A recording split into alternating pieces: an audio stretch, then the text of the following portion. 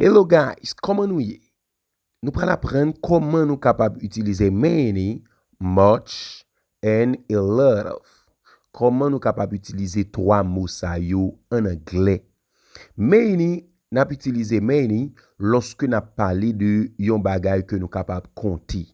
Lorsque n'a parlé de yon bagay que nous capable compter. Things you can count.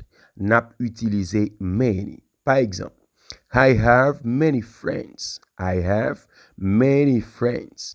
Moi genyen un pile zami. Moi ka compter zami yo, laisse ça utiliser many. Par exemple encore, there are many cars in the street. There are many cars in the street. Genyen un pile machine dans la rue. Lorsque m'ka compter ça m'a parlé yo, moi utiliser many. Qui l'aime capable utiliser much. Wap utiliser much, c'est lorsque ou genyen bagay wap utiliser ou pas ka compter yo. Ça wap parler de yo ou pas ka compter yo. Things you cannot count. Laisse ça wap utiliser much. Par exemple, I don't have much money. I don't have much money.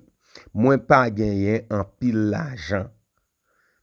Deuxièmement, there isn't much water left. There isn't much water left. Li pa rete en pile d'eau. Yon nan bagay nou bezo konnen, wap utiliser much, c'est surtout lorsque phrase wap utiliser aussi des phrases négatives ou bien phrases interrogatives. Laisse ça wap utiliser much en anglais. Par exemple, do you have much time? Do you have much time? Est-ce qu'on gagne plus temps? Do you have much time? Est-ce que vous gagnez plus temps? Maintenant, qui l'aime capable d'utiliser a lot of en anglais?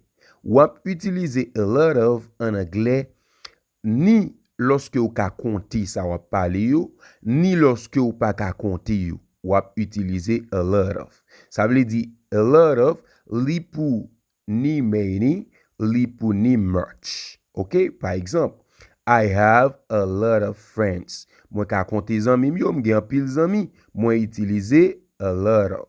I have a lot of friends. Moi genyen un pile zami. Par exemple encore, I have a lot of time. Moi genyen un pile temps. Moi genyen un pile temps. Troisième exemple, she eats a lot of fruits. She eats a lot of fruits. Li manje un pile fruit. Mamzelle manje un pile fruit. M'te content pour m'ave ou?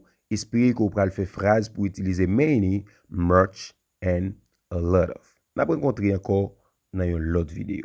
Bye bye.